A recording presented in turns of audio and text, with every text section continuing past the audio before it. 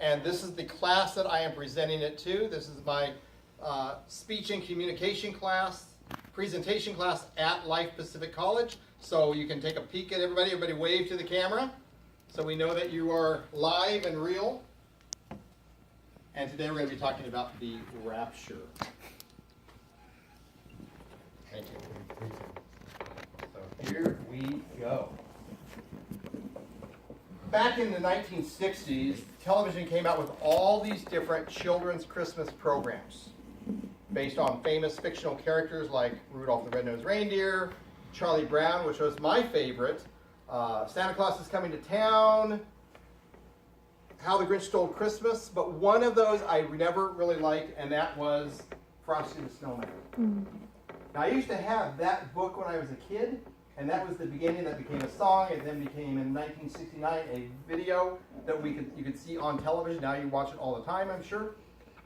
The thing I didn't like the animation. I didn't like the sound effects. I didn't like the story, all that. But one thing I did like about it, and that is at the very end, not just because it was over, but it made me think of Jesus.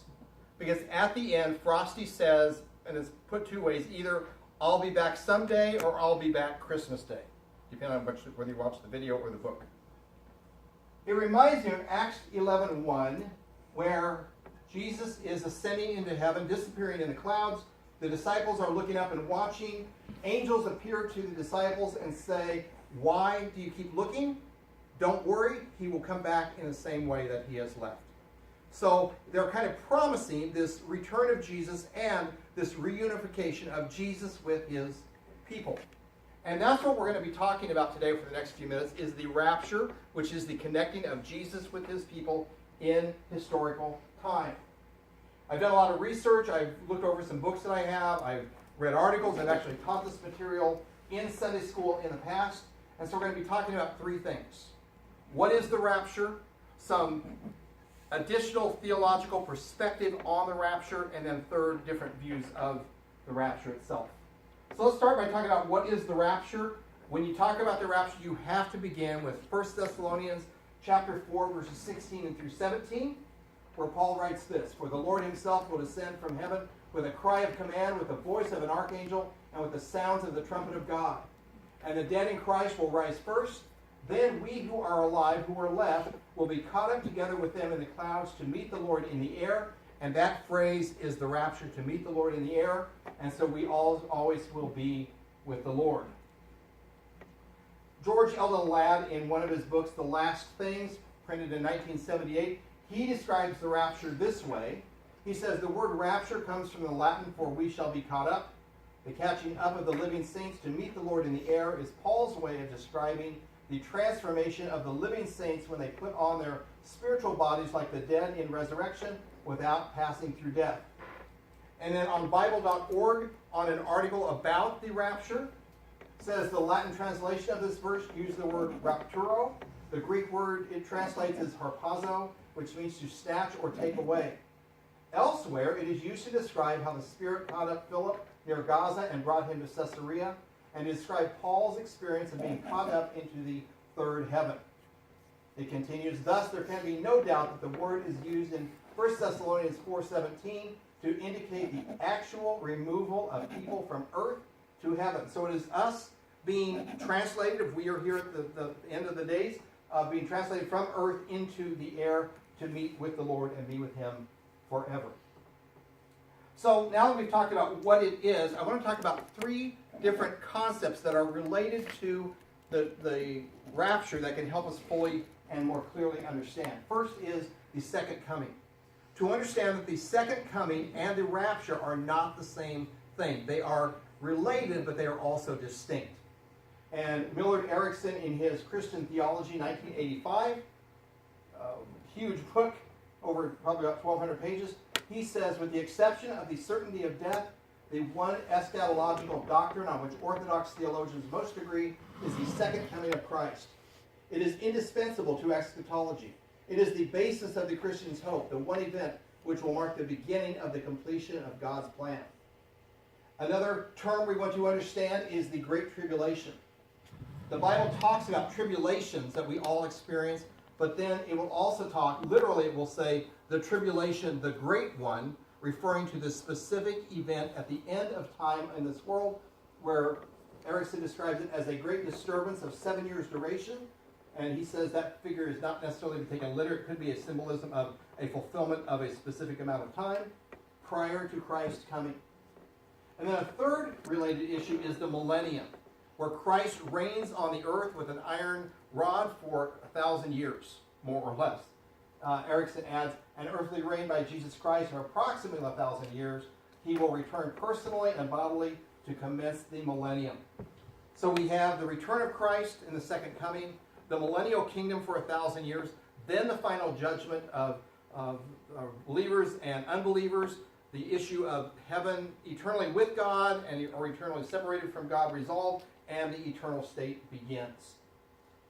So now that we've talked about what is the rapture and we've talked about some related issues, I want to present with you 4 views of the rapture, and you'll probably find yourself with one of them. The first one is called pre-tribulation, which means that the tribulation will occur the rapture will occur before the tribulation, that believers will be removed from the world. And to represent that view, John Walvoord, who was a professor at Dallas Theological Seminary, in his 1957 book, a little bit dated, he says this: not only is there no mention of the church in any passage describing the future tribulation, but there are specific promises given to the church that deliverance from that period is assured. In other words, he's saying the Bible doesn't tell us that believers are here in the world during the tribulation. And his conclusion is they've been removed. Based on 1 Thessalonians 5:9, for God has not destined us for wrath, but to obtain salvation. In other words, because of this principle of wrath during this tribulation period, it says we will not experience wrath, therefore we can't be here. We must be gone. There's a secret coming of Christ. He comes, he raptures the church, he takes them back to heaven, safe and secure, and then later he returns a second time for the actual second coming of Christ, the visible, tangible one where he begins his millennial kingdom reign. Another view that I just want to touch on briefly is the mid-tribulation view. This view takes that tribulation period, cuts it in half. The first half is bad, the second half is worse. And so their approach is to say the believers are raptured during that middle part from it before it goes from bad to worse. The believers are taken out of the world. A third view is post-tribulation by Robert Gundry. He's one of the advocates of this. I had him as a professor at Westmont College when I was there in the early 80s. He's now retired. Church in the Tribulation, and then he wrote a more popular form of the same content called First the Antichrist. His view is Christians have always experienced troubles and tribulation. Why would we think we would avoid it at the last age and stage during the end times?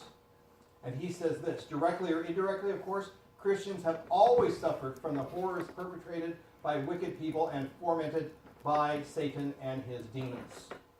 Interesting. Reading this material, I became a post-tribulationist. But then there's one more view.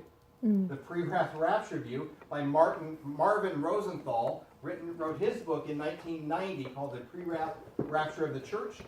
And he has an interesting perspective, adds something kind of new.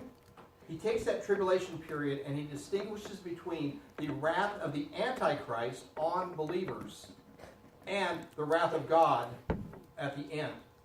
So what he does, he says the church believers will be here during the tribulation period up until the very end, almost at the end of the game. That's when the wrath of God is poured out upon an unbelieving world. He bases this on passages like Matthew 24:22. As if those days had not been cut short, no human being would be saved, but for the sake of the elect, these days will be cut short. In other words, we don't go through the whole thing just near the end, and then the wrath of God is poured out, but we've been removed. He says God's presence will be known through the universal manifestation of his glory. He will rapture the church before he begins to pour out his wrath on an unrepentant world. So today I've talked with you about what is the rapture. I've talked about some related issues with the rapture, and we've talked about some views of the rapture. The rapture, however, is what we would call an agree to disagree issue. There are the essentials like a Trinitarian understanding of God or the dual nature of Jesus, both fully God and fully human.